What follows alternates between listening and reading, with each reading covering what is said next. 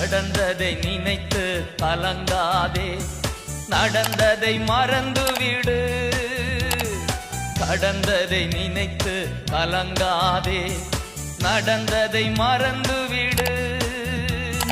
கர்த்தர் புதியன செய்திடுவார், இன்றே நீ காண்பார், இன்றே நீ காண்பார். கலங்கிடவே வேண்டாம், கலங்கிடவே வேண்டாம். இயேசு கைவிட மாட்டார், இயேசு கைவிட மாட்டார். உங்கள் துக்கம் சந்தோஷமாய் மாறும், உங்கள் கவலைகள் கண்ணீர் எல்லாம் மறைந்துவிடும்.